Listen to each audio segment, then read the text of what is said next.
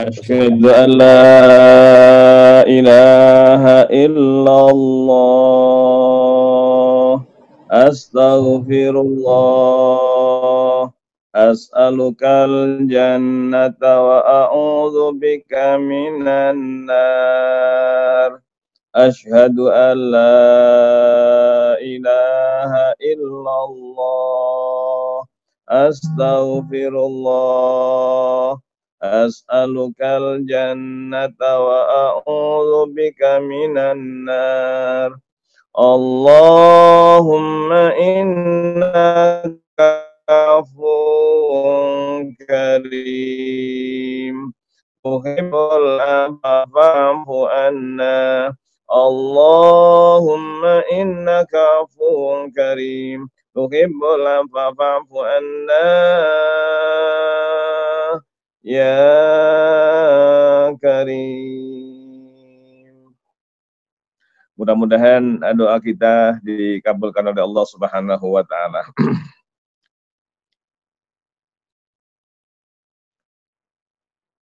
Assalamualaikum warahmatullahi wabarakatuh. Alhamdulillahil qail fi muhkami kitabih. A'udzubillahi minasyaitonir rajim. Inna hadzal Qur'an yahdi lillati hiya aqwam wa yubashshirul mu'minina alladhina ya'maluna as-shalihat anna lahum ajran kabira khairukum man ta'allamal qur'ana wa 'allamahu. Para keluarga Allah yang berbahagia, para tamu Allah yang berbahagia, para keluarga Allah yang berbahagia. Alhamdulillah malam ini malam ke-13 dari bulan Ramadan, Allah Subhanahu wa taala, Allah izinkan bersama-sama rumah kita berfungsi menjadi masjid. Rumah kita berfungsi menjadi rumah-rumah Quran. Rumah kita berfungsi menjadi taman surga. Oleh karena itu kita berdoa mudah-mudahan seluruhnya nanti bisa kumpul di surga dengan izin Allah Subhanahu wa taala. Amin ya rabbal alamin. Membacakan Al-Qur'an dalam kehidupan kita sehari-hari. Inilah tema yang sangat mulia. Tema yang dicintai oleh Allah Subhanahu wa taala, bagaimana kita bisa membumikan Al-Qur'an. Yang pertama, Al-Qur'an bisa kita terapkan dalam kehidupan kita sehari-hari dengan istilah kita membumikan Al-Qur'an dalam kehidupan. Yang pertama adalah khudil afwa, jadilah orang pemaaf. Alangkah bahagianya Ramadan ini kita diajarkan dalam kondisi diuji oleh Allah, kondisi corona yang sedang melanda dunia, bukan hanya di Indonesia, di seluruh dunia telah diuji oleh Allah Subhanahu wa taala dengan ujian corona. Dan kita diajarkan bagaimana bersikap terhadap keluarga, bersikap terhadap tetangga. Al-Quran mengajarkan kepada kita di dalam surat Al-A'raf ayat 199, khudil afwa, jadilah orang pemaaf. Ada sebuah hadis, tu'radul a'mal, amal manusia, amal kita semuanya dilaporkan kepada Allah setiap hari Senin, setiap hari Kamis. Kemarin hari Senin dilaporkan kepada Allah. Sekarang hari Selasa akan menunggu sampai hari Kamis akan dilaporkan oleh malaikat kepada Allah Subhanahu wa taala. Kemudian Allah akan mengampuni seluruh orang yang tidak musyrik. Seluruhnya diampuni dosa-dosanya. Dosa-dosa kita diampuni oleh Allah Subhanahu wa taala kecuali ini ada kecualinya, ini tolong kita rekam dalam hati dengan tinta emas. Kita ukir dengan tinta emas rekaman kita. Kecuali ada dua orang yang bermusuhan, yang tidak akur dengan yang lain. Orang yang bermusuhan, yang hatinya masih benci kepada orang lain, tidak diampuni oleh Allah Subhanahu wa taala. Jadi itu radul amal kulla yaumi khamisin wa isnain. Setiap hari Kamis, hari Senin, perlu hambanya yang tidak musyrik.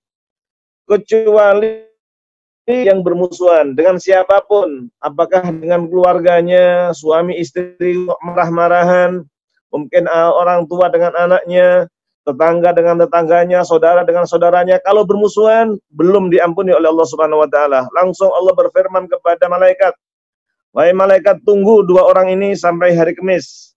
Tunggu sampai hari Senin. Kalau hari Senin, hari Kamis sudah damai, maka aku ampuni dosanya. Tapi kalau belum saling memaafkan, maka belum diampuni." Kita rugi, bagaimana kita bisa membumikan Al-Quran? Allah berfirman, "Khudil afwa," jadilah orang pemaaf. Ketika Rasulullah Shallallahu Alaihi Wasallam naik mimbar membaca ayat, "Fattaqullaha wa aslihu dzata bainikum," tiba-tiba beliau ketawa sampai giginya yang sangat mulia, putih, bersih, sehat, dan wangi kelihatan. Umar ibnu Khattab langsung bertanya, ya Rasulullah, ada apa ya Rasul? Engkau ketawa. Oh iya, ada dua orang umatku yang saat menghadap pada Allah Subhanahu wa taala, yang satu mohon pada Allah, ya Allah, aku mohon keadilanmu, saya sering digunjing oleh teman saya sering dicaci maki. Allah berfirman kepada orang yang zalim, yang gunjing, ya fulan, kamu harus bertanggung jawab. Ternyata dia bilang, ya Allah, saya tidak bisa karena pahala saya habis. Pahala sholatnya diambil oleh orang yang pernah digunjing. Pahala zakatnya, sodakonya, ngajinya diambil oleh orang yang pernah dicaci maki. Saya tidak bisa membalas, ya Allah. Orang yang pertama ngotot, ya Allah, jika dia tidak bisa memberikan sesuatu, tolong ambil dosaku, berikan pada dia. Akhirnya dosanya orang yang digunjing, orang yang didolimi, orang yang dicaci maki, diambil, diberikan kepada orang yang dolim. Tiba-tiba nangis, Rasulullah menangis, mencucurkan air mata. Innahu la yaumun adzim. Hari ini hari yang sangat agung. Kullun nasi, semua manusia, yahtajuna ila man yahmilu min auzarihim, mengharapkan kalau ada orang lain bisa membantu mikul dosanya. Subhanallah. Kemudian langsung Allah Subhanahu wa taala berfirman pada orang yang pertama, ya fulan, irfa' ra'sak, angkat kepalamu. Lihat ke atas, ada bangunan rumah, perumahan dibangun dari intan mutiara, dihiasi dengan emas dan perak. Langsung orang ini bertanya, ya Allah, ini rumah siapa? Ya, rumah Nabi siapa? Orang mati syahid siapa? Orang jujur siapa? Langsung Allah menjawab, bagi orang yang sanggup membayarnya. Ya Allah, berapa miliar harganya? Rumah dibangun dari intan mutiara. Langsung Allah menjawab, siapa yang sanggup? Kamu bisa membelinya.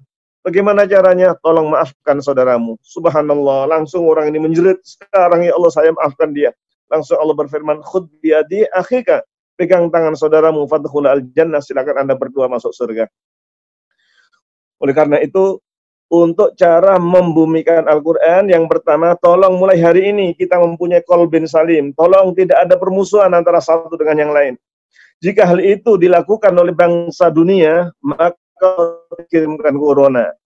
Allah tidak kirimkan corona. Allah tidak kirimkan corona. Ini semuanya karena kita banyak permusuhan di mana-mana, di seluruh dunia. Oleh karena itu diajarkan oleh Al-Quran. Ayo Al-Quran kita bisa membumikan dalam kehidupan kita. Yang pertama, semuanya di Bilakasa, di Al-Fatah, mudah-mudahan mulai hari ini suami istri saling memaafkan, anak minta maaf pada orang tuanya, menantu pada mertuanya, pada temannya mulai hari ini. Ini cara membumikan Al-Quran yang pertama, yaitu saling memaafkan. Yang kedua, Ummul Mukminin Aisyah radhiyallahu taala anha ditanya oleh sahabat, ya Ummul Mukminin, wahai bunda, Rasulullah itu akhlaknya apa? Langsung Ummul Mukminin Aisyah menjawab, kana khuluquhul Quran, akhlaknya Nabi itu Al-Quran. Subhanallah. Al-Quran diterjemahkan, bukan diterjemahkan bahasa Arab ke bahasa Indonesia, bukan dari bahasa Arab ke bahasa Inggris, bukan bahasa Al-Quran diterjemahkan kepada bahasa asing, bukan, namun diterjemahkan dalam kehidupan sehari-hari. Langsung Ummul Mukminin baca ayat surat Al-Mu'minun ayat 1 sampai ayat 11. Tolong dicatat nomornya saja. Ayat 1 sampai ayat 11. Bismillahirrahmanirrahim. Qad aflahal mu'minun alladzina hum fi salatihim khashi'un. walladzina hum 'anil lahwi mu'ridun walladzina hum lizzakati fa'ilun illa ala azwajihim aw ma malakat aymanuhum fa innahum ghairu malumin. Ayat 1 sampai ayat 11. Ayat 1 sampai ayat 11 surat Al-Mu'minun. Tolong nanti di rumah setelah pengajian ini nanti akan bisa dilihat. Mudah-mudahan ini cara untuk membumikan kita. Yang pertama tadi saling memaafkan antara satu dengan yang lain. Mulai hari ini tolong kita membaca ayat 1. Qad aflahal mu'minun, sungguh beruntung orang beriman. Masya Allah, orang beriman kayak kita sekarang ini bisa kajian ini luar biasa. Mudah-mudahan iman kita akan dijaga oleh Allah. Dengan singkat, bahwa orang beriman, iman kita ini harganya tidak bisa dibeli dengan 100 miliar. Iman kita, Bapak Ibu yang dimuliakan Allah, tidak bisa diganti dengan 100 triliun. Di dalam surat Ali Imran ayat 91, Allah Subhanahu wa taala menerangkan bahwa harga iman adalah falai yuqbala min ahadihim mil'ul ardi dhahaban. Kalau ada orang punya emas sepenuh bumi, ini harga iman kita. Makanya Allah mengatakan qad aflahal mu'minun, sungguh beruntung orang beriman. Karena itu mudah-mudahan mulai hari ini tolong iman kita jaga. Caranya bagaimana? Diterangkan alladzina hum fi salatihim khashi'un. Tolong salatnya kita dengan penuh konsentrasi. Kita khusyuk, kita renungkan apa yang kita baca. Ini mudah-mudahan tarawih kita ini alhamdulillah hari ini semuanya bapak-bapak, anak-anak kita yang laki-laki dilatih menjadi imam. Kita bersyukur kepada Allah dengan adanya corona dan mudah-mudahan segera diangkat. Ternyata rumah kita sekarang ini berfungsi menjadi masjid. Anak kita yang laki-laki kelas 6 SD, kelas SMP, SMA sudah siap menjadi imam di rumah kita. Ibunya senang, bapaknya senang, anak kita siap menjadi imam. Dengan khusyuk salat kita, alladzina hum fi salatihim khashi'un. Kemudian yang kedua, walladzina hum 'anil lahwi mu'ridun. Yang tidak bermanfaat Ramadan ini tolong ditinggalkan. Cara membumikan Al-Quran, sesuatu yang tidak bermanfaat, subhanallah kita ajarkan pada anak kita. Sekalipun dengan HP-nya, dengan laptopnya, dengan gadgetnya, kita arahkan kepada yang bermanfaat. Itu orang yang bisa membumikan Al-Quran, yang akhirnya nanti akan mendapatkan surga Firdaus. Masya Allah, ini luar biasa. Jadi yang kedua, tolong kita bisa memanfaatkan waktu Ramadan ini. Kita gunakan, mudah-mudahan bisa membaca Al-Quran minimal 1 hari 1 juz. Tolong semuanya amin, amin. Mudah-mudahan minimal 1 hari 1 juz sehingga sebulan Ramadan hatam sekali. Kalau bisa 2 juz lebih bagus. Subhanallah, kalau sudah 2 juz berarti bisa hatam 2 kali. Bahkan kita doakan mudah-mudahan bapak-bapak yang ada di Masjid Fatah ini nanti bisa membaca 1 hari 3 juz, bisa hatam 3 kali dalam Ramadan, supaya bermanfaat. Walladzina hum 'anil lahwi mu'ridun.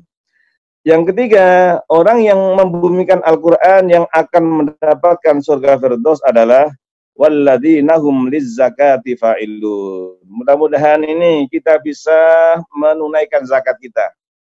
Zakat mal, mudah-mudahan siapa yang mengeluarkan zakatnya, Masya Allah, hatinya menjadi bersih, hartanya menjadi berkah, bahkan akan ditambah oleh Allah Subhanahu wa taala. Kita doakan dengan zakat kita, dengan sedekah kita, dengan infak kita, semuanya rizkinya didoakan bisa berlipat-lipat sampai 1.000.000 kali lipat. Amin ya. Karena Allah Subhanahu wa taala yudhaifu liman yasha, akan bisa melipat gandakan pahala orang yang sedekah, orang yang infak, orang yang mengeluarkan zakat. Bahkan dalam surat Al-Lail Allah berfirman, fa amma man a'ta, siapa orang yang memberi sedekah, infak, bantu fakir miskin, subhanallah. Wattaqa, dia bertakwa, wasaddaqa bil husna, fasanuyassiruhu lil yusra, maka seluruh urusannya akan diberikan kemudahan oleh Allah.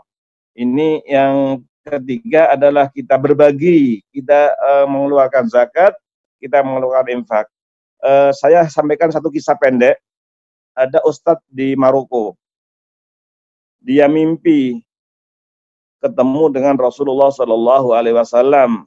Disampaikan, ya Fulan, cari ada orang namanya Fulan bin Fulan bin Fulan, dia ahli surga. Wah, ketika bangun dia kaget. Siapa, di mana tempatnya? Dia di Maroko, nggak tahu nih, tapi disebut namanya Fulan bin Fulan bin Fulan. Malam kedua sama, cari Fulan ahli surga. Namanya ini, namanya ini, namanya ini, subhanallah. Malam ketiga sama, akhirnya Ustadz ini siap-siap berangkat menuju umroh. Barangkali nanti di Mekah ada yang tahu. Setelah umroh, dia tanya, kira-kira orang ini di mana ya? Ada namanya Fulan bin Fulan bin Fulan. Alhamdulillah ada yang tahu. Oh iya, ada di pinggiran Mekah. Ditunjukkan ke sana, subhanallah. Ketika sampai di sana, ketemu, maaf Pak, Bapak namanya ini, iya. Saya mendapatkan impian Pak dari Rasulullah, Bapak ahli surga. Dia marah. Bapak jangan menghina saya di sini tuh preman, saya di sini tuh tukang mabuk, saya nggak pantas jadi ahli surga. Subhanallah, maaf Pak, saya dari Maroko, saya datang ke sini tuh mencari, ternyata benar apa yang disampaikan ini, Bapak namanya ini. Kalau begitu pertanyaan saya Pak, amalan Bapak apa? Maaf Pak, jangan menghina saya preman, saya tukang mabuk di sini ini.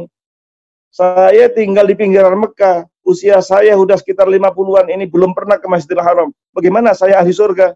Maaf Pak, itu mimpi saya Pak. Tolong saya ingin tanya, amalan apa yang Bapak lakukan selama ini? Saya nggak pernah lakukan apa-apa. Saya tukang minum saya. Pak, barangkali ada sesuatu yang Bapak ingat.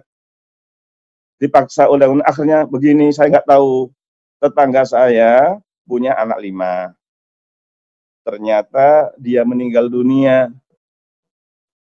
Anak yatim 5, dan kelihatannya ekonominya perlu bantuan. Kemudian saya bersumpah kepada Allah, ya Allah, mulai bulan ini, gaji saya bagi 2 untuk keluarga anak yatim dan ibunya. Itu saja yang lakukan. Subhanallah, terima kasih Pak. Ini barangkali yang menyebabkan Bapak di surga. Bagaimana saya ahli surga? Kalau gitu Bapak mandi, ayo kita ke Masjidil Haram. Pergi depan Masjidil Haram, dia nangis. Alhamdulillah ya Allah, ampuni dosaku ya Allah, hari ini saya bisa ke Masjidil Haram. Kemudian ikut tarawih, baru rakaat pertama. Rakaat pertama ternyata sujud yang pertama tidak bisa bangun, ternyata meninggal dunia. Subhanallah, subhanallah, gara-gara dia berbagi, gara-gara dia mengeluarkan infak sedekahnya tadi, ternyata alhamdulillah insyaallah dia adalah ahli surga. Oleh karena itu, tolong kita mudah-mudahan bisa kita ambil pelajaran dengan adanya kita ingin membumikan Al-Qur'an, walladzina hum lizzakati fa'ilun. Yang keempat, kita membumikan Al-Qur'an ini supaya betul-betul bisa hidup bahagia. Walladzina hum li furujihim hafizun. Tolong suami jangan berselingkuh. Istri jangan berselingkuh. Kita jaga keluarga kita jaga anak kita jaga masyarakat kita. Kalau hal itu yang kita lakukan, subhanallah, Allah tidak kirimkan corona yang seperti sekarang ini. Karena kemaksiatan di mana-mana luar biasa. Diingatkan oleh Allah Subhanahu wa taala agar kita bisa menghindarkan kemaksiatan yang ini menimbulkan, bisa mendatangkan penyakit, mendapatkan kemurkaan Allah Subhanahu wa taala. Itu yang keempat. Yang kelima, walladzina hum li amanatihim wa ahlim raun. Tolong amanat kita banyak. Masjid kita Al-Fahmi amanat. Terima kasih kepada DKM yang hari ini alhamdulillah kita bisa mengajak kepada teman kita. Ini bukan hanya teman di Bilakasa saja, bahkan di tempat yang lain yang mendapatkan informasi malam ini banyak yang ikut kajian malam Ramadan ini. Mudah-mudahan ini adalah pahala yang luar biasa. Ini amanat yang Allah berikan kepada kita, bisa kita tunaikan. Dan amanat-amanat yang lain mudah-mudahan bisa kita laksanakan dengan baik. Kemudian yang kelima, mudah-mudahan kita semuanya bisa jangan sampai ingkar janji. Yang keenam ini jangan sampai ingkar janji. Siapapun yang sudah pernah janji, kita sampaikan kepada diri kita, kepada anggota DPR, kepada menteri, kepada presiden, kepada siapa saja, Pak RT, Pak RW, DKM. Kalau kita sudah pernah janji, apakah waktu kampanye tolong ditunaikan. Janji kita dengan anak kita tunaikan. Janji dengan siapapun, ini kalau kita ingin membumikan Al-Quran. Kemudian yang nomor tujuh, walladzina hum ala sholawatihim yuhafidun, orang yang menjaga sholatnya. Ini alhamdulillah, sekalipun kita belum bisa ke masjid dengan seperti biasa, mudah-mudahan sekarang ini kita bisa melaksanakannya dengan baik. Mudah-mudahan kita semuanya bisa jamaah di rumah bersama dengan anak kita, bersama dengan keluarga kita. Ini bisa sholat jamaah, bisa tarawih, bisa sholat tahajud. Oleh karena itu, walladzina hum ala sholawatihim yuhafidun, orang yang menjaga sholatnya. Hari ini ingin saya sampaikan kepada kita semuanya bahwa sholat berjamaah kita di rumah pahalanya sama dengan sholat berjamaah di masjid. Mengapa? Karena kita sebenarnya ingin jamaah di masjid Ramadan ini. Jadi sekarang ditulis oleh Allah sama dengan kita sholat di masjid. Yang kedua, siapa yang sholat sunat, sholat sunatnya 12 rakaat ditambah dengan 6 rakaat, jadi 18. Insya Allah akan bisa masuk surga bersama dengan Rasulullah. Masya Allah, ini saya ulangi lagi. Siapa yang sholat rawatib 12 rakaat, yaitu 2 rakaat sebelum subuh, 4 rakaat sebelum duhur, 2 rakaat setelah duhur, 2 rakaat setelah maghrib, 2 rakaat setelah isya. Ini berarti 12 rakaat. Ditambah lagi 2 rakaat sebelum asar, 2 rakaat sebelum maghrib, 2 rakaat sebelum isya, 6 tambah 12 berarti 18. Kalau ini kita lakukan, subhanallah, jaminan akan bisa mendampingi Nabi di surga. Masya Allah, ini ingin saya sampaikan kepada kita semuanya. Ini mumpung kita berada di Ramadan, kita latih diri kita, dan nanti akan kita teruskan. Inilah cara untuk membumikan Al-Quran dalam kehidupan. Jadi sholat 18 rakaat, fardunya 17 rakaat, masih ada lagi, tolong malam kita sholat 11. Hari ini terawih, alhamdulillah, sebelum kajian kita tadi udah terawih. Silahkan terawihnya yang 11 rakaat, monggo. Kalau mau ngambil 23 rakaat, silahkan. Kalau mau ngambil 33 rakaat, silahkan. Di Mekah sekarang ini, di Mekah sekarang ini ngambil 13. Biasanya di Mekah 23. Kalau sudah malam 21, 31 rakaat. 31 rakaat, 20 rakaat setelah isya. Kemudian nanti jam 12:30 malam, dimulai lagi sampai jam 2:30, 11 rakaat, subhanallah. Ini mudah-mudahan kita bisa sholat sholat tarawih 11 rakaat bersama dengan witirnya. Bahkan saya sarankan kepada kita semuanya, man sholla ma'al imam, siapa yang sholat bersama dengan imam, hatta yansorif, sampai dia selesai bareng sama imam selesai, kutiba lahu qiyamul lailah, maka ditulis oleh Allah sama dengan sholat malam semalam suntuk. Biasanya, maaf ini ya, kita lihat di Istiqlal, Ramadan sebelumnya, sholat isya penuh, masjid Istiqlal penuh. Kemudian sholat tarawihnya penuh. Sholat tarawihnya penuh, subhanallah, sampai berapa? 8 rakaat. Setelah 8 rakaat, kebanyakan mundur, tidak ikut sama imam. Boleh apa tidak? Jawabannya boleh, tapi rugi. Jawabannya boleh, tapi rugi. Mengapa? Tidak ditulis oleh Allah salat semalam suntuk. Tapi kalau kita ngikuti 3 rakaat lagi, sehingga nanti menjadi 11, subhanallah, ditulis seperti kutiba lahu qiyamul lailah, sama dengan sholat semalam suntuk. Ini perlu kita sampaikan kepada kita semuanya. Tolong umat kita jangan sampai mundur ketika dapat 8. Rugi kita. Kalau kita perhatikan kita di rumah sekarang ini, sebelum jam 8 udah selesai. Ada yang jam 8 kurang seperempat hari ini udah selesai. Ada yang 8 kurang 10 menit udah selesai. Mungkin yang paling agak lama jam 8 selesai. Maka pengajian kita tadi kita mulai jam setengah 9. Karena barangkali ada yang tarawihnya alhamdulillah lebih lama. Jadi siapa yang sholat bersama dengan imam dari mulai isya ditambah dengan tarawih 8 rakaat ditambah dengan witir 3 rakaat, maka kutiba lahu qiyamul lailah, sama dengan sholat semalam suntuk. Masyaallah. Ini Allah berfirman, walladzina hum ala sholawatihim yuhafidun. Orang yang menjaga sholatnya. Sholat kita jaga dengan baik, kita tambah dengan tadi sudah saya sampaikan 18 rakaat ditambah dengan 11. Berarti 29 rakaat. Ditambah lagi dengan sholat duha. Sholat duha kalau bisa 2 rakaat, Masya Allah luar biasa. Kalau bisa 4 rakaat lebih bagus lagi. Kalau bisa kita tambah sampai 8 rakaat, ini jaminan akan menjadi tetangga Nabi di surga. Ada sahabat yang namanya Ka'ab bin Al-Aslami. Rabi'ah bin Ka'ab Al-Aslami.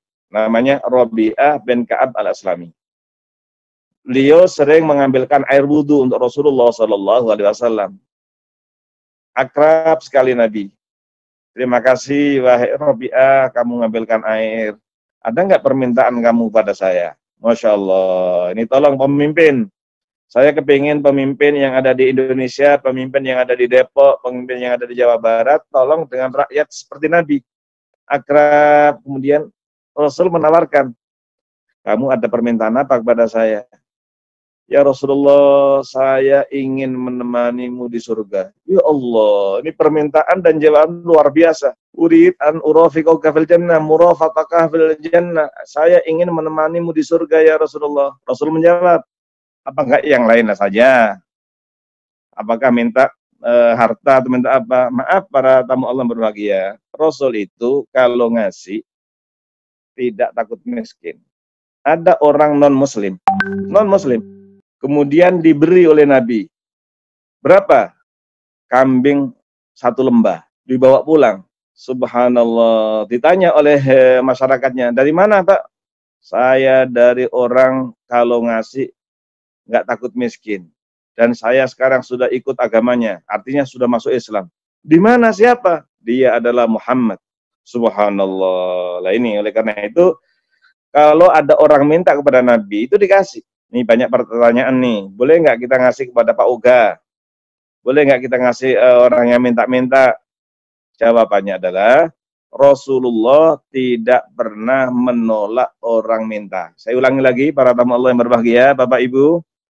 Rasulullah seumur hidup tidak pernah menolak orang minta. Dan tidak mau dikatakan Muhammad pelit. Kalau yang minta orang miskin, dikasih. Kalau yang minta orang kaya, dikasih. Kalau yang minta, maaf ya ini sekali lagi, orang soleh, orang baik, dikasih. Kalau yang minta orang mabok, dikasih. Kalau yang minta orang Islam, dikasih. Kalau yang minta non-muslim, dikasih. Masya Allah. Ini tolong jawaban ini bisa menjawab banyak pertanyaan. Boleh nggak kita ngasih Pak Uga yang ada di jalan? Jawabannya adalah, Rasulullah tidak pernah menolak orang minta. Nah, oleh karena itu, ketika Rabi'ah ditawarkan oleh Rasul, kamu minta apa kepada saya? Jawabannya, ya Rasulullah, saya ingin murafaqatak fil jannah. Saya ingin menemanimu di surga. Masya Allah. Alangkah bahagianya para tamu Allah yang berbahagia. Caranya bagaimana? Kata Rasul, fa'inni ala nafsika bikasrati sujud, tolong memperbanyak sujud, tolong banyak sholat sunat. Tadi udah saya sampaikan ya, ada yang 12 rakaat, ditambah dengan 6 rakaat, ditambah dengan lagi sholatnya 11 rakaat, ditambah lagi dengan sholat duha. Ada satu lagi, ini mudah-mudahan bisa kita amalkan. Sholat sunat setelah wudhu.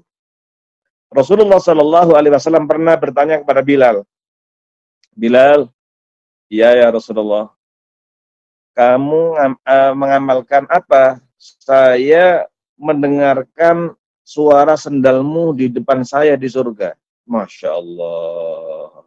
Ini semuanya ini saya doakan ya. Pak Agus, Pak Tommy, semuanya. Mudah-mudahan Pak Komar, mudah-mudahan kita nanti sendalnya bisa masuk surga. Amin, amin, amin. Masya Allah. Amin. Sendalnya, jadi kalau sendalnya sendalnya masuk surga, ini mudah-mudahan sendalnya masuk surga. Caranya bagaimana? Habis wudhu, sholat 2 rakaat. Masya Allah. Oleh karena itu, setelah wudhu itu akan menjadi tetangga Nabi di surga. Oleh karena itu, inilah bagaimana cara kita bisa membumikan Al-Quran dalam kehidupan. Saya ulangi lagi. Yang pertama saling memaafkan. Ini kunci utama. Kemudian diterangkan dalam surat Al-Mu'minun ada 7 kiat. Ada 7 kiat agar kita bisa selamat membumikan Al-Quran. Bahkan ulaika humul warithun alladzina yarisunal firdaus, akan mendapatkan surga firdaus bersama dengan Rasulullah SAW. Yang pertama, salatnya yang khusyuk. Saya kemarin baru usaha hubungi teman-teman yang ada di Blitar, yang kita dengar tolong di YouTube ada orang sholat jamaah, ribuan orang yang sholat taraweh 23 rakaat hanya 7 menit. Masya Allah, 7 menit ini bagaimana ini lah. Oleh karena itu kita harapkan mudah-mudahan bisa khusyuk sholat kita. Kita bukan mengejar cepatnya. Yang kedua, tolong kita bisa memanfaatkan waktu. Nih Ramadan ini kita manfaatkan waktunya. Yang ketiga, tolong keluarkan zakat, infak, sedekah kita. Kita peduli. Kemudian yang keempat, tolong kita bisa menjaga kehormatan. Yang perempuan bisa menjaga kehormatan, yang laki-laki kehormatan. Yang kelima, tolong amanah. Amanah kita tunaikan. Yang keenam, tolong jangan ingkar janji. Ketujuh, kita jaga sholat kita. Kalau hal itu kita lakukan, ini jawaban dari Ummul Mukminin, ini akhlak Nabi, ini cara untuk membumikan Al-Quran, jaminannya ulaika humul warithun alladzina yaritsunal firdausa hum fiha khalidun. Karena kita dibatasi waktu dan kita masih ada dialog, sharing bersama-sama, maka saya kembalikan kepada pembawa acara. Mudah-mudahan kita semuanya akan bisa dialog dengan secara rileks dan mudah-mudahan dapat ilmu yang bermanfaat. Aku qauli hadza astaghfirullahaladzim. Assalamualaikum warahmatullahi wabarakatuh. Waalaikumsalam warahmatullahi wabarakatuh. Jazakallahu khair Ustaz Pak Kiai atas penjelasannya, sangat-sangat menarik Ustaz. Oke, kita buka pertanyaan ya. Silahkan bagi yang mau bertanya bisa unmute sendiri dan langsung bertanya ke Pak Ustadz. Monggo. Kita santai sambil minum, boleh sambil minum. Ini kan siangnya puasa. Baik, dari Ana, Bu Hana. Assalamualaikum warahmatullahi wabarakatuh. Silakan, Ilham. Ya, Ana mendoakan pada Kiai, mudah-mudahan Allah selalu memberikan kesehatan dan keberkahan pada Pak Kiai ini. Nah, Ana ngusulin pada panitia karena jarang-jarang nih Pak Kiai Muslih ya, di kita pertanyaan lebih banyak nih. Ya mungkin insya Allah. Banyak teman nanti yang akan tanya gitu. Baik, insya Allah. Yang pertama, Sat, tadi Ana dengerin cerita tentang orang alim itu yang bermimpi, bermimpi Rasulullah yang dia akan masuk surga gitu. Ya. Ani juga pernah baca kitab, Sat. Jadi sebenarnya Mungkin karena ilmu aneh juga kurang, nggak ada yang bisa memimpikan Rasulullah saat gitu. Terus tadi kan Ustadz bilang dia bermimpi ketemu Rasulullah dan memang ada yang masuk surga gitu. Mungkin ada hadisnya saat gitu. Terus yang kedua, apakah langsung masuk surga? Padahal tadi juga ada perbuatan yang maksiat kan, dia minum segala macam. Ya mungkin masuk surga tapi dihisap dulu kali Sat ya, gitu. Terus yang berikutnya Sat, dalam pikir prioritas amal Sat, kan banyak ayat-ayat Quran itu juga kita mencari amal yang sedikit tapi bisa banyak pahalanya Sat ya. Nah sekarang, kalau misalnya ada tetangga kita yang kelaparan gitu ya, sementara dia sebulan itikaf ya di musola tanpa memperhatikan tetangga, itu kira-kira gimana saat gitu? Ya. Mungkin dari Ani itu dulu Sat. Ya mohon pencerahan. Assalamualaikum warahmatullahi wabarakatuh. Assalamualaikum warahmatullahi. Ini pertanyaan 3, satunya 1 jam, jadi 2 jam, 3 jam nih.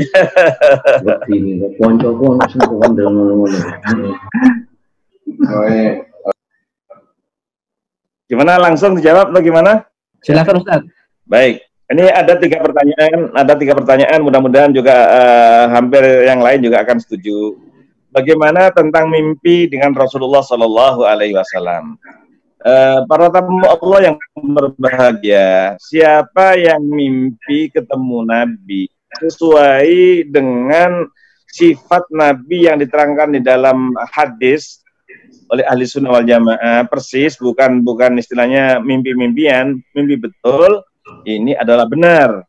Karena apa? Karena setan tidak bisa menyerupai Nabi. Fa inna syaitana la yatamatsalu bi. Setan tidak bisa menyerupai Nabi. Jadi kalau seandainya dia mimpi dan bertemu dengan Nabi, ciri-cirinya, karakternya, sifat-sifatnya seperti yang diterangkan dalam sirah nabawiyah, dalam keterangan hadis, maka itu benar. Sehingga apa itu namanya, dan alhamdulillah banyak orang yang mimpi tapi bukan pura-pura mimpi atau mimpi yang seakan-akan mimpi ketemu Nabi, tapi bukan. Tapi sifatnya, cirinya, karakternya seperti diterangkan di dalam sirah nabawiyah, maka itu adalah benar. Fa inna syaitana la yatamatsalu bi. Rasul bersabda, setan tidak bisa menyerupai saya. Yang kedua, bagaimana dia tadi kan banyak dosa, dia minum, kemudian apakah langsung masuk surga, apakah perlu dihisab dulu dan seterusnya. Para tamu Allah yang berbahagia, yang dilihat tadi itu adalah insya Allah dia husnul khotimah. Insya Allah dia husnul khotimah. Selama ini belum pernah ke Masjidil Haram, padahal rumahnya dekat. Terus akhirnya diajak oleh Ustadz yang dari Maroko tadi, akhirnya dia nangis bertobat pada Allah, alhamdulillah ikut sholat, ternyata di akhir hayatnya dia bertobat, bahkan meninggal ketika dia sujud. Ini adalah tanda husnul khotimah. Masalah dihisab itu adalah kembali kepada Allah. Kembali kepada Allah, maka kita berdoa, mudah-mudahan semuanya kita bisa masuk surga tanpa dihisab. Amin, amin, amin, amin, ya. Amin. Man utiya kitabahu biyaminihi fasawfa yuhasabu hisaban yasira. Siapa yang diberikan rapotnya dengan tangan kanan, maka dia dihisapnya dengan formalitas saja. Akhirnya dia masuk surga. Maka yang kita cari ini adalah mudah-mudahan kita semuanya jangan ada di antara kita yang minta keadilan Allah di akhirat. Jangan. Tapi minta rahmat Allah. Kalau minta keadilan pasti sekalipun masuk surga, masuk neraka dulu. Ini yang tadi ditanyakan oleh Bapak tadi, Masya Allah luar biasa. Tapi yang kita doakan mudah-mudahan kita masuk surga tanpa dihisab dan mudah-mudahan semuanya tanpa mampir ke neraka. Amin. Yang ketiga, bagaimana kita pahala banyak, amalnya sedikit. Masya Allah. Amalannya sedikit tapi pahalanya banyak. Seperti yang saya ceritakan tadi, Masya Allah. Siapa yang membantu orang, membantu ini, nilainya mungkin Rp1.000. Rp1.000. apalagi sampai 10.000, apalagi sampai bisa sampai 1 juta, subhanallah. Ini lebih utama daripada iktikaf di Masjid Nabawi sebulan penuh. Masya Allah. Ini kan amalan sedikit, pahalanya besar. Ada lagi yang tadi belum saya sampaikan. Siapa yang sholat subuh berjamaah, ini bisa kita lakukan sekarang di rumah, karena belum bisa ke masjid. Bersama dengan istri kita, bersama dengan anak kita. Kemudian zikir kepada Allah. Sholat subuh berjamaah, zikir sampai terbit matahari. Kemudian kita tunggu 10 menit. Sholat 2 rakaat, pahalanya haji dan umroh sempurna, sempurna, sempurna. Amalannya sedikit, tapi pahalanya besar. Baiklah, inilah 3 pertanyaan yang sudah saya jawab. Mudah-mudahan Allah Subhanahu wa Ta'ala menjadikan jawaban ini ada keberkahan dari Allah Subhanahu wa Ta'ala. Wallahu a'lam. Silakan Bapak-bapak yang lain kalau ada pertanyaan kepada Pak Kiai. Mungkin saya dulu Ustaz ya bertanya. Sambil nunggu teman-teman. Pak Abdul Halim juga mau angkat tangan tadi, Pak Abdul Halim. Silakan, silakan. Ada yang tanya, aneh tanya juga nih. Yang pertama gini, Pak Kiai. Tadi kan di awal-awal sebelum kita ke surat Mukminun adalah sifat untuk menghindari permusuhan atau khoblin sakirin lah, misalnya hati yang bersih berarti kan. Qalbin salim. Salim, oh ya. Nah ini kalau apa namanya berhubungan dengan hanya kepada sesama muslim atau non muslim, Ustaz? Atau apa namanya dalam artian kadang-kadang kan ada perbuatan-perbuatan non muslim yang kita kadang-kadang nggak suka gitu, benci gitu, bukan benci pada orangnya tapi sifat-sifatnya atau ininya lah gitu. Itu gimana? Baik, pertanyaannya bagus sekali, pertanyaannya bagus sekali. Terus, yang kedua yang dimaksud wah lagi baik. Ya. Ini kalau ngelihat dari surat Mukminun ada 7 sifat yang menjadikan orang-orang mukmin beruntung. Ini dari 1 sampai 7 itu secara tidak langsung kan kita sebenarnya kalau mukmin hampir semua mengerjakan lah dalam pengertian melaksanakan itu semua. Cuman mungkin tingkatannya yang membeda-bedakan. Nah, itu kalau gitu gimana Ustadz? Maksudnya level apa? Ya. Levelnya gitu loh. Gimana Gus? Level. Masya Allah, bagus sekali ya. Mudah-mudahan Allah berkahi. Pertanyaannya bagus sekali, Masya Allah. Yang dimaksudkan permusuhan di sini adalah orang yang hubungan antara pribadi dengan pribadi diganggu dirinya atau dia menyakitinya, ini yang dimaksudkan. Tapi kalau hubungannya adalah masalah kemaksiatan, itu wajib kita benci. Kita bukan benci kepada orangnya, tapi benci kepada perbuatannya, itu hukumnya wajib.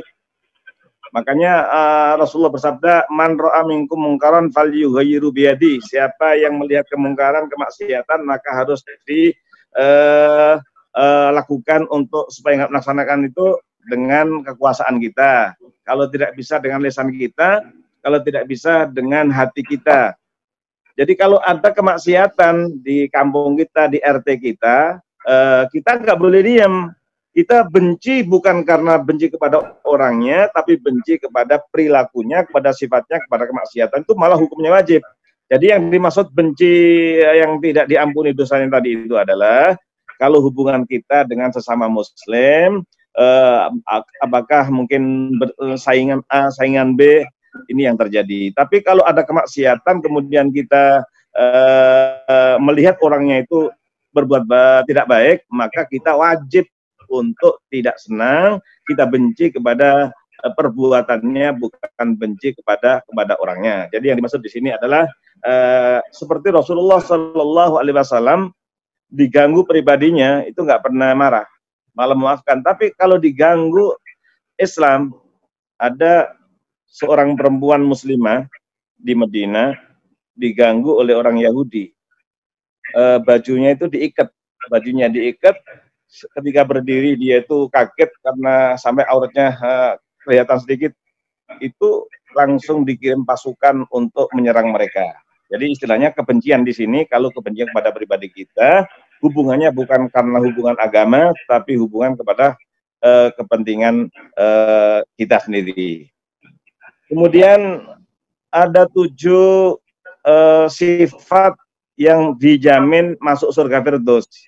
Ini semuanya sudah kita lakukan, alhamdulillah, seperti salat khusyuk, kemudian ini sampai 7. Mungkin bedanya levelnya. Ini kayaknya jawabannya bagus sekali. Pertanyaannya, kekhusyukan sholat kita kira-kira sudah khusyuk berapa nilainya? Apakah sudah nilainya 100 atau nilainya baru 90, bahkan ada yang nilainya baru 40 dan seterusnya. Oleh karena itu, supaya nanti levelnya menjadi level yang tinggi, maka kekhusyukan sholat kita lakukan. Begitu juga yang kedua, untuk memanfaatkan waktu bagaimana? Levelnya inilah yang menyebabkan kita nanti bisa masuk surga Firdaus kalau kita bisa melaksanakan dengan maksimal. Maka betul Abu Hana, kalau kita sudah melaksanakannya ini sudah bagus, akan berarti levelnya mulai pengajian ini bisa kita tingkatkan. Kekhusyukan salat kita, untuk menjaga diri kita, infak kita, ini semuanya akan kita tingkatkan, dan kita tidak tahu amalan yang mana yang diterima oleh Allah Subhanahu wa taala, yang janjinya adalah akan dimasukkan surga Firdaus. Maka mudah-mudahan 7 sifat ini bisa kita tingkatkan levelnya, kualitasnya, sehingga nanti kita akan menjadi orang yang beruntung. Apa beruntungnya? Ulaika humul warithun alladzina yarithunal firdausa hum fiha khalidun wallahu a'lam. Jazakallah khair Ustaz. Boleh saya tambahkan Ustaz pertanyaannya? Ya, jangan dulu, yang lain, Aneh juga mau. Terserah host ya loh. Enggak, silakan kalau ada yang mau tanya lah. Oke, nanti saya belakangan aja sebelum ditutup. Boleh. Lanjut aja terus biar hilang penasarannya. Boleh Aneh lanjut ya saat ya, Pak Kiai. Monggo. Sambil nunggu yang lain. Ini malah bos nih.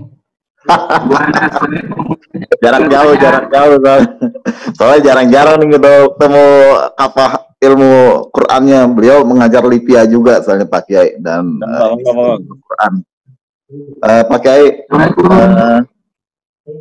untuk sholat suruh Pak Kiai, ini kan memang ketika sholat subuh, kemudian kita ya habis itu zikir di masjid ya, baru bisa sholat suruh. Nah, kaitan dengan kondisi wabah seperti ini kan sebenarnya memang bukan kita dilarang untuk ke masjid, tapi karena kerumunan itu kan saat ya, makanya social distancing. Nah, kalau sholat suruhnya itu di rumah, apakah fadilahnya juga tapi tetap saat sholat subuh, kemudian kita juga berzikir gitu ya, zikir sampai ketemu namanya waktu suruh, dan setelah itu kita sholat suruh, apakah dapat amalannya saat yang ketika dia sholat suruh itu bisa dapat amalan haji dan umroh gitu. Itu satu saat. Kemudian yang kedua sama juga saat dengan itikaf nih saat. Itikaf kan memang sunahnya di masjid saat. Nah, sekarang kita juga nggak bisa juga nih saat gitu. Kalau misalnya nanti masjid misalnya rame gitu ya. Nah ini gimana saat? Cukup ya Ustadz. Baik, Masya Allah. Ini jawabannya ada hubungannya. Baik, cukup ya. Bismillahirrahmanirrahim. Mudah-mudahan kita berdoa, mudah-mudahan segera Allah izinkan kita semuanya bisa segera kembali jamaah di masjid. Amin. Ya. Karena kondisi udzur kita adalah untuk supaya tidak terjadi penularan virus corona, maka diperintahkan oleh pemerintah pusat dan pemerintah daerah, MUI pusat dan MUI daerah, maka sholat kita di rumah ini dapat 2 pahala. Pahala pertama, taat kepada ulil amri, demi kesemaslahatan, ini pahala sendiri. Yang kedua, kita sholat di rumah pahalanya seperti sholat di masjid. Yang ketiga, bagaimana sholat suruh kita? Kan hadisnya mengatakan man sholal fajra fi jamaah, siapa yang sholat subuh berjamaah. Jamaah ini biasanya kan kita laksanakan di masjid. Sekarang tidak bisa kita laksanakan di rumah karena ada udzur, maka pahalanya sama dengan kita sholat suruk di masjid, mendapatkan pahala haji dan umroh sempurna.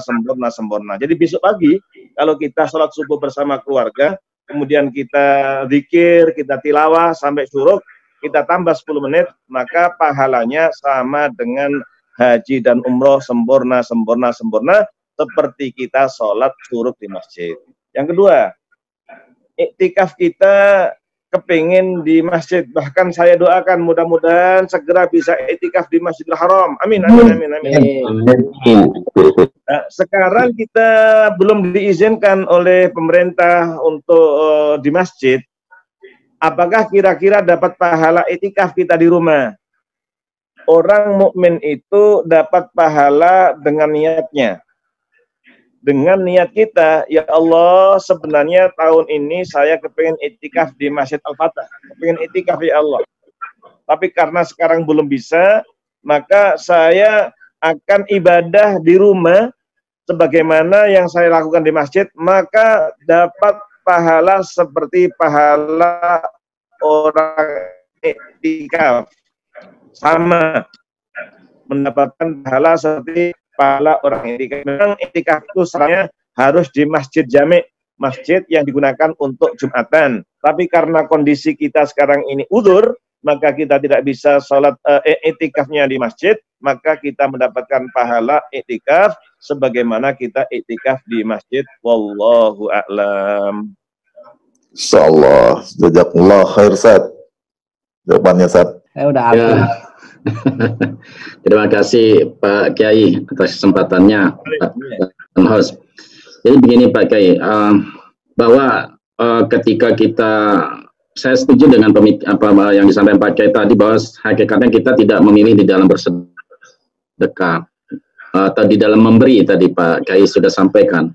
Tapi dalam satu kesempatan lain juga ada guru juran yang menyampaikan bahwa hakikatnya supaya kita bisa mendidik, kita bisa memilih siapa yang bisa diberi, siapa yang tidak. Dalam konteks ini Pak Kiai, kan banyak cerita Pak Kiai, kayak di pinggir-pinggir jalan itu mereka meminta-minta, apalagi kalau sudah mendekati musim-musim lebaran itu banyak Pak Kiai. Saya tidak tahu, mungkin di masa corona ini bisa jadi lebih banyak lagi nanti bermunculan.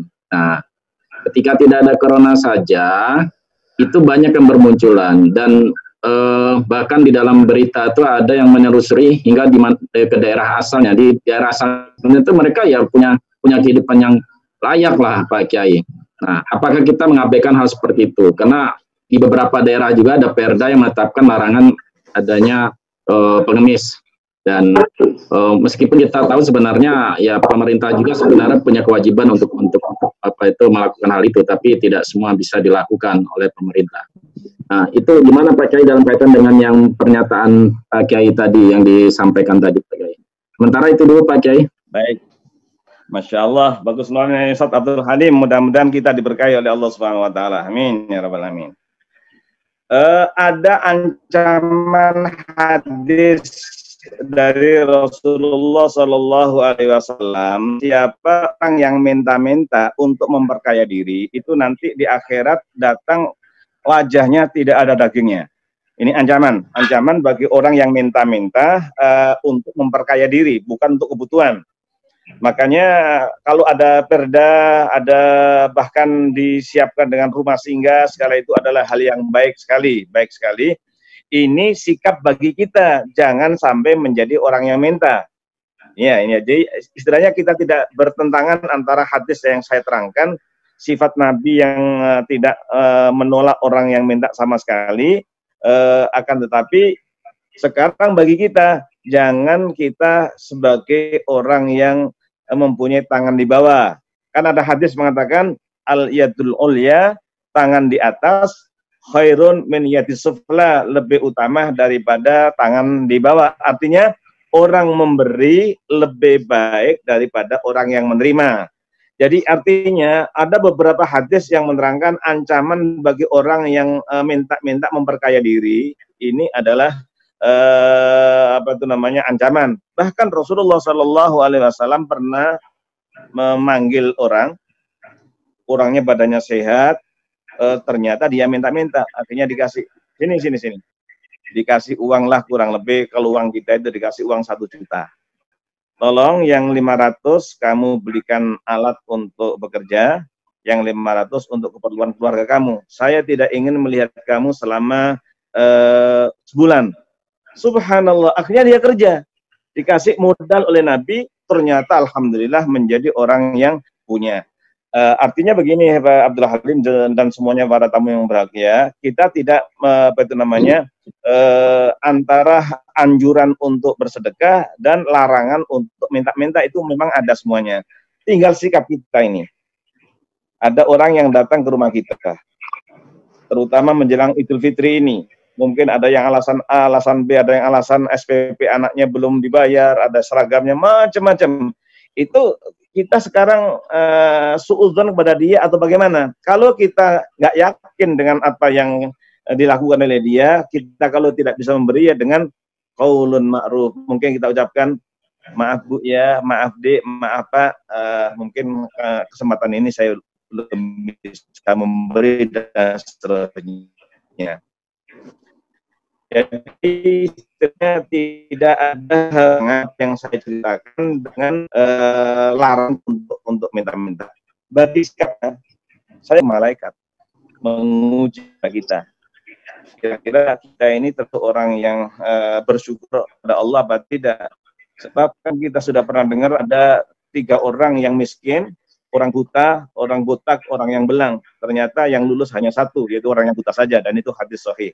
Jadi kesimpulannya adalah, kalau kita tidak yakin dengan orang yang minta, ya nggak usah kita beri. Tapi sifatnya Nabi, Masya Allah, Nabi tidak mau dikatakan Muhammad orang pelit. Kalau ternyata orang yang minta yang kaya, itu yang salah yang minta tadi itu. Yang salah adalah orang yang minta tadi itu. Kalau orang minta itu kan orang yang, bahkan ada orang miskin nggak mau minta. Di dalam Al-Quran dikatakan lis-sa'ili wal mahrum. Sa'il itu yang minta-minta, mahrum itu perlu tapi dia tidak mau minta. Nah, oleh karena itu insya Allah tidak ada pertentangan, tidak ada antara pertanyaan tadi dengan apa yang saya terangkan. Tinggal sikap kita dianjurkan menjadi orang yang dermawan, dan mudah-mudahan kita semuanya lulus. Jangan sampai kita menjadi orang yang minta-minta. Bersambung lagi Pak Kiai. Nah, di dalam memberi ini maunya kita ya memberi kepada siapa saja. Apalagi di situasi sekarang ini terasa sekali orang yang mengalami kesulitan itu sangat banyak Pak Kiai. Baik yang terus terang maupun yang diam-diam, ya kan, bahkan saking diam-diamnya ya saya pernah melihat di medsos itu dia bunuh diri, ya kan. Itu pernah ada yang di-sharing di medsos. Nah, kita di dalam memberi ini, kalau memberi semua rasanya juga kita seperti tidak mampu Pak Kiai, ya kan. Tapi secara skala prioritas itu gimana supaya kita juga terbebas dari ya tuntutan di akhirat nanti bahwa kita berlepas diri terhadap kesulitan yang dirasakan oleh saudara muslim kita. Gimana Pak Kiai? Masya Allah, ini tugas kita bersama-sama. Skala prioritas itu sangat penting sekali. Uang kita nggak banyak. Saya doakan mudah-mudahan minimal uang kita yang kita infakkan minimal 2 miliar. Amin, amin, amin. Karena Utsman bin Affan sekali infak 10 miliar. Nah, ini maksud saya, ini mudah-mudahan saja ya. Kalau uang kita itu nggak cukup, kita hanya punya uang 2 juta, 3 juta, kita berikan kepada siapa? Ini saya rasa kita bisa memberikan skala prioritas. Yang paling berhak untuk mendapatkan adalah tetangga kita. Tetangga yang paling dekat dengan kita. Termasuk yang harus kita perhatikan adalah keluarga kita. Jadi prioritas. Tetangga, mengapa tetangga didahulukan? Sebab maaf, kalau ada sesuatu, contoh umpama kebakaran, mudah-mudahan tidak. Kalau ada kebakaran, siapa yang nolong pertama kali? Pasti tetangga. Oleh karena itu, kita prioritaskan kepada tetangga. Apalagi tetangga yang miskin, kita berikan. Dan memberikan kepada keluarga kita. Jangan sampai keponakan kita, jangan sampai adik kita, kakak kita, dia menjerit, ternyata kita tidak peduli. Siapa yang memberikan kepada keluarga, pahalanya 2. Yang pertama, pahala sedekah. yang kedua pahala silaturahmi. Kalau seandainya keluarga kita tetangga, pahalanya 3. Pertama pahala sodako, yang kedua pahalanya silaturahmi, yang ketiga berbaik kepada tetangga. Sampai yang non muslim saja, non muslim kalau tetangga dia punya hak untuk kita berikan bantuan. Ini ada di Cimanggis, ada orang, maaf ya, orang daerah sana jauh, dia kontrak sudah nggak bisa, ternyata dibantu oleh Bu Haji, dikasih sembako, terus rumahnya kontrak setahun itu dibayar. Subhanallah, dia nangis, terima kasih Bu Haji, saya banyak punya keluarga kandung saya, saudara kandung saya, nggak ada yang peduli kepada saya. Pak Haji orang lain, Bu Haji orang lain peduli dengan saya, akhirnya masuk Islam. Subhanallah. Jadi prioritas ini penting sekali Pak Ustadz. Mudah-mudahan kita bisa memberikan, kecuali kalau uang kita banyak sehingga nanti kita bisa berikan semuanya. Kalau tidak, sesuai dengan kemampuan dan kita berikan kepada orang yang paling dekat sama kita, rumahnya, keluarga dan seterusnya. Ini adalah skala prioritas sangat diperlukan. Mau bertanya? Boleh bertanya. Assalamualaikum. Assalamualaikum. Assalamualaikum warahmatullahi wabarakatuh. Monggo. Ustadz Usli. Monggo, silakan. Ya, saya Sakrudin. Jemaah 2007. Monggo. Masya Allah, Pak Sakrudin. Iya, alhamdulillah. Alhamdulillah, nggih. Saya ingin bertanya, ini COVID masih berjalan panjang. Kalau epidemiologi ceritanya sampai Juli, sampai September. Jadi saya menanyakan mengenai bagaimana kita melaksanakan sholat Id pada saatnya nanti. Itu yang mungkin kalau dengar-dengar cerita di medsos segala macam, boleh bikin sholat Id di rumah sama keluarga dan sebagainya. Nah, jadi saya ingin mungkin dapat pencerahan dari Pak Ustadz, kira-kira bagaimana menyikapi COVID ini untuk sholat Id. Mungkin yang kedua, di surat At-Taubah itu ada istilah yang menerima zakat, fakir dan miskin. Mungkin saya mohon bisa diperjelas lagi yang mana yang fakir, yang mana yang miskin. Terima kasih. Assalamualaikum warahmatullahi wabarakatuh. Assalamualaikum warahmatullahi. Di dalam surat At-Taubah ayat 60. Surat At-Taubah ayat 60. 60, iya. Ya, 60. Innamas shadaqatu lil fuqara wal masakin. Ada fakir, ada miskin. Kedua-duanya ini berhak untuk menerima zakat, menerima sedekah. Siapa fakir, siapa miskin? Fakir adalah orang yang tidak mendapatkan uang masuk ini atau harta masuk ini jauh di bawah keperluannya. Jadi miskin lebih berat daripada orang miskin, orang fakir lebih berat daripada orang miskin. Jadi mendapatkan uang masuk atau mendapat pendapatannya ini tidak mencukupi sama sekali. Kalau miskin itu agak lebih banyak, tapi belum cukup juga. Kalau UMR kita di Indonesia ini, UMR, orang yang mendapatkan, umpamanya per bulannya dapat 2 juta, 3 juta, ini maaf ya, ini kelihatannya masih kategori orang fakir miskin. Cuman fakir itu lebih berat daripada orang miskin. Sebab kebutuhan kita, ini banyak sekali, ini saya ukur diri saya ya. Maaf nih, anak saya baru berapa ini? 1, 2, 11. 3, 4, 5, 6, 7, 8, baru 9 nih, baru 9 ini kalau kita hitung-hitung itu per bulannya juga agak besar, tapi alhamdulillah Allah berikan cukup. Kalau cukup berarti alhamdulillah tidak dihitung miskin. Jadi fakir itu seandainya kebutuhannya itu 2 juta, dia mendapatkannya itu 700 ke bawah. Tapi kalau miskin, kebutuhannya 2 juta, dapatnya itu 1,5 juta ke bawah. Itulah namanya fakir dan miskin. Dan kebanyakan masyarakat kita ini mudah-mudahan segera dijadikan oleh Allah orang yang cukup, tingkatan fakirnya menjadi miskin, miskin bisa menjadi orang yang cukup dengan izin Allah Subhanahu wa taala, dan itu boleh mendapatkan menerima zakat, menerima infak. Sementara ini saya di Komplek Timah Cimanggis, Kelapa II Cimanggis, zakat itu kami bagi 3. Zakat kami bagi 3. Pertama kita bagikan kepada fakir, yang kedua miskin, yang ketiga kepada sabilillah.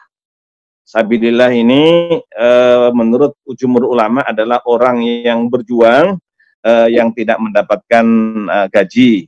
Tapi sekarang ini ada yang berpendapat sabilillah adalah jalan kebaikan. Kalau ada orang berjuang membela kebaikan, maka dia bisa atas nama sabilillah. Jadi selama ini kita tidak membagi kepada 8 asnaf, tapi kita bagikan kepada 3. Seandainya di Masjid Al-Fatah dapat uangnya sampai amin aja, mudah-mudahan sampai 2 miliar, pokoknya 2 miliar. Fakir miskinnya kita bagi, kemudian sabilillah. Bahkan kalau bisa orang fakir, orang miskin itu bisa kita kasih modal kayak Nabi tadi itu. Orang yang badannya sehat tadi dikasih modal selama sebulan, saya tidak ingin melihat kamu. Alhamdulillah setelah sebulan ternyata dia mendapatkan rezeki yang besar. Atau bahasa kita, tidak dikasih ikan saja, tapi kita kasih kail. Jadi umpamanya jumlah kita di jamaah masjid kita itu yang miskin ada 100 umpamanya, mungkin tahun ini 2 orang, 3 orang umpamanya kita kasih cukup umpamanya 10 juta atau berapa, supaya punya modal. Tahun depan dia sudah tidak menerima zakat lagi, bahkan mudah-mudahan dia bisa mengeluarkan infaknya, bisa mengeluarkan sedekahnya. Jadi fakir lebih berat dibanding dengan orang miskin. Saya upamakan kebutuhannya 2 juta, dapatnya 700 ke bawah, itu fakir. Kalau yang miskin kebutuhannya 2 juta, dia mendapatkannya itu hanya 1,5 juta, masih kurang 500-an, ini namanya orang miskin. Tapi kalau dia kebutuhannya 2 juta, ternyata dia dapatnya 3 juta, 4 juta, berarti alhamdulillah dia orang yang cukup dengan izin Allah Subhanahu wa taala. Wallahu a'lam. Mengenai sholat Id gimana Ustaz? Baik, sholat Id hukumnya sunat. Ada corona, tidak ada corona, sholat Id bisa kalau seandainya tidak ada corona, sholat Id di masjid boleh. Tidak ada corona, sholat Id di rumah boleh, ya. Ini sholat Id. Apalagi sekarang ada corona, kalau seandainya nanti belum, dan mudah-mudahan sudah diizinkan oleh Allah bisa sholat Id bareng-bareng, amin, amin, amin, amin.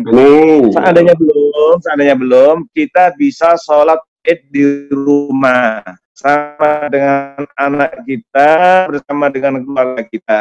Pakai khutbah apa tidak? Boleh pakai khutbah, boleh tidak. Karena sholat Id hukumnya sunat, bisa kita lakukan berjamaah, bisa kita lakukan sendiri-sendiri, ada corona atau tidak ada corona. Apalagi sekarang ada corona, niat kita di masjid tapi kita belum bisa, maka bisa kita lakukan di rumah. Jadi sekali lagi, sholat Id itu kita takbirnya 7 yang pertama, kemudian yang kedua 5. Kemudian habis itu kita baca Fatihah dan baca surat dan seterusnya selesai. Habis itu pakai khutbah boleh, tidak pakai khutbah juga boleh. Di rumah boleh, di masjid boleh. Karena ini kondisi belum bisa di masjid, maka bisa kita lakukan di rumah. Nanti rencana saya di daerah Kelapa II, saya tidak khutbah Id, tidak. Seandainya kondisinya masih begini, tapi nanti jam 8 saya tausiah Idul Fitri. Khutbah dengan tausiah berbeda. Kalau tausiah kayak sekarang ini, kan bebas ini tausiah ini. Jadi nanti saya rencana mungkin pakai streaming, pakai YouTube, pakai apa itu namanya Facebook, pakai Zoom, semuanya akan saya sampaikan di Gria Tugu Asri yang di perumahannya Pak Nur Mahmudi. Di perumahannya Pak Nur Mahmudi, saya nanti akan rencana jam 8 saya akan tausiah, bukan khutbah. Bukan khutbah, karena khutbah itu adalah ada hubungannya dengan sholat. Kalau ini adalah tausiah, tapi karena berhubungan dengan Idul Fitri, nanti bahasanya tausiah Idul Fitri akan disampaikan di Masjid Gria Tugu Darussalam Gria Tugu Asri Cimanggis Depok. di perumahannya Pak Nur Mahmudi. Nanti saya insya Allah akan bukan khutbah tapi tausiah dan sholatnya bisa dilaksanakan di rumah. Wallahu a'lam. Sudah ya, alhamdulillah udah lebih 15 menit nih, alhamdulillah. Assalamualaikum Ustaz. Masih ada nih. Kangen. Masih boleh nggak Ustaz? Oh, baik. Saya bebas, saya kangen, mudah-mudahan dapat itu. Monggo masih ada. Alhamdulillah, saya izin Ustaz. Masya Allah, apa kabar? Alhamdulillah. Di mana ini? Di rumah Ustaz. Masya Allah, jangan lupa nanti bisa ketemu di Mekah. Amin, insyaallah. Monggo. Pertanyaan saya, apakah kematian itu bisa ditawar? Jadi, misal seharusnya orang meninggal besok, jadi meninggal 10 tahun lagi. Nah, dasarnya mungkin kan ada hadisnya katanya untuk memperpanjang umur itu dengan sodakoh dan silaturahmi. Artinya kalau tadinya mungkin ditakdirkan besok, masih bisa 10 tahun lagi dengan silaturahim dan sedekah tadi, Ustadz. Itu gimana, Ustadz? Jangan terjemahnya begitu. Iya. Perlu saya sampaikan kepada jamaah, ini guru saya, ini pertanyaan ini guru saya ini, Masya Allah ya. Jadi beliau ini sudah saya ganti namanya, saya ganti namanya Haji Abu Bakar, tapi manggilnya Haji Kobong. Abu Kobong. Abu Kobong. Jadi beliau ini guru saya, sekarang tinggal di Rempuah, Masya Allah luar biasa ini. Beliau ini saya sampaikan bantum, ini orang besar dia di Bank Muamalat, Masya Allah. Ini guru saya. Pertanyaannya hebat sekali. Bisa nggak kematian itu ditawar? Jawabannya tidak bisa. Tidak bisa. Terus bagaimana dengan hadis yang menerangkan siapa yang kepengen umur panjang, maka hendaknya dia silaturahmi dan dia berbagi. Apakah itu menawar kematian? Para tamu Allah yang berbahagia, kita tidak tahu takdirnya usia kita ini berapa. Apakah usia kita ini maaf, seperti saya kan masih muda ini, usia saya baru 66. Ya, usia saya baru 66. Rasulullah usianya 63 dan seterusnya. Jadi jawabannya kematian tidak bisa ditawar. Terus pengertian panjang umur itu apa? Ada dua pengertian. Pengertian pertama, usianya tetap yang ditentukan di Lauhil Mahfuz. Kan kita nggak tahu ini. Mas Igi pas Haji Abu Kobong, nama Abu Bakar dirubah sendiri dia. Diganti dengan Abu Kobong. Ini mudah-mudahan jangan diganti Abu Kobong, Abu Bakar, Masya Allah. Jadi pengertian pertama bahwa panjang umurnya tetap umpamanya 70 atau 80, tapi amalnya itu banyak, berkah. Itu juga bisa diartikan dengan usia panjang. Atau usianya adalah kalau dia tidak silaturahmi, kalau dia tidak banyak sedekah, maka dia usianya hanya 70. Tapi karena dia banyak sedekah, maka Allah Subhanahu wa taala menjadikan usianya bisa 80, bisa 90. Dan itu kedua-duanya ada di Lauhil Mahfuz. Dan semuanya tidak ada yang tahu, rahasia Allah. Sampai Nabi pun tidak tahu, malaikat pun tidak tahu, yang maha tahu hanya Allah Subhanahu wa taala. Jadi bisa panjang umurnya ditambah oleh Allah kalau dia bersedekah. Ada usianya bisa menjadi pendek karena dia kena narkoba sehingga dia menjadi sebenarnya ditakdirkan oleh Allah usianya 70, tapi karena kena narkoba akhirnya kadang-kadang umur 40 sudah meninggal dunia. Cuma rahasia nggak ada yang tahu usia saya itu berapa ditakdirkan di Lauhil Mahfuz. Kemudian yang kedua, ada takdir itu bisa dirubah dengan doa dan sedekah. Takdir, umpamanya ada orang ditakdirkan usianya 60, kemudian dia berdoa, ya Allah, mudah-mudahan Kau panjangkan umur saya, Allahumma tawil umurana fil barokah, panjangkan umur saya dalam barokah. Gara-gara doa, maka Allah berikan umur yang panjangnya. Ada usianya 60, kalau dia berdoa menjadi 70 dan seterusnya. Dan semuanya itu adalah rahasia Allah Subhanahu wa taala. Kalau pertanyaannya boleh ditawar apa tidak? Jawabannya tidak bisa ditawar. Akan tetapi ada faedah doa, ada faedah sedekah, ada faedah silaturahmi. Allah memberikan umur yang panjang sesuai dengan takdir yang ada di Lauhil Mahfuz. Dia bisa begini, bisa begini. Begitu juga harta. Harta kekayaan kita ini, kalau mau kerja Allah berikan uang banyak, kalau nggak mau kerja uangnya hanya segitu saja. Padahal rezeki itu sudah ditakdirkan, tentukan oleh Allah. Tapi ada usaha inilah yang bisa menyebabkan ada perubahan tentang takdir. Sekali lagi bahwa kematian tidak bisa ditawar. Terima kasih Pak Haji Abu Bakar, bukan Haji Abu Gobong ya. Terima kasih banyak. Wallahu a'lam. Subhanallah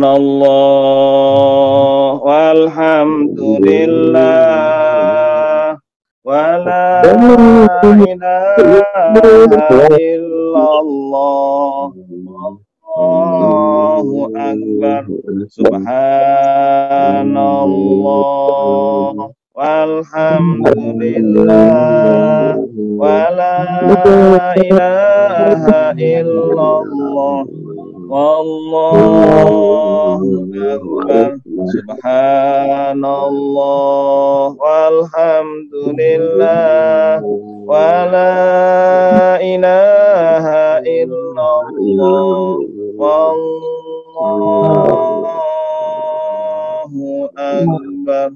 Yakinlah sekarang di rumah kita ada ribuan malaikat. Di rumah kita ada ribuan malaikat akan mengamini doa kita. Doa yang diamini oleh malaikat pasti dikabulkan oleh Allah Subhanahu wa taala. Karena itu mari kita tundukkan hati kita. Kita hadapkan kepada Allah Subhanahu wa taala. Yang pertama, tolong semuanya ingat ibu kandungnya. Ya Allah, terima kasih Allah memberikan ibu yang sayang pada kami. Ibu yang mengandung, ibu yang melahirkan kami, ibu yang gendong kami. Sekarang ibu sudah tua dalam kondisi sakit ya. Dari Ramadan sampai hari ini belum bisa puasa ya Allah karena sakit. Kami mohon padamu ya Allah, sembuhkan ibu kami ya Allah. Amin ya Allah. Sembuhkan ibu kami ya Allah. Kami takut menjaga sakit namun kami belum bisa merawatnya dengan sempurna ya Allah.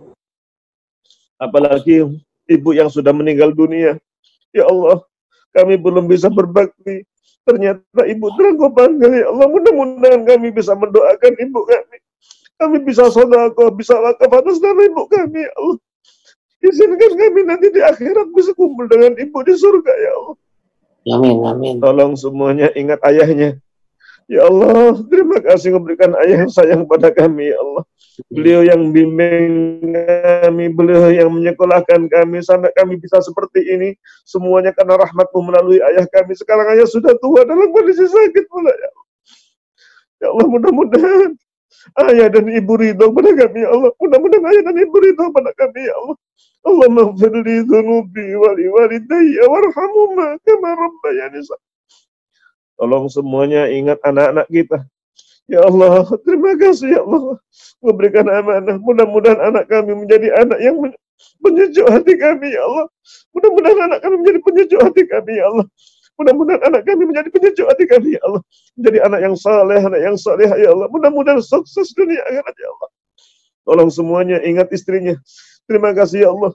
Mudah-mudahan istri merasa senang bersama dengan kami ya Allah. Dan mudah-mudahan saling memaafkan antara suami istri ya Allah.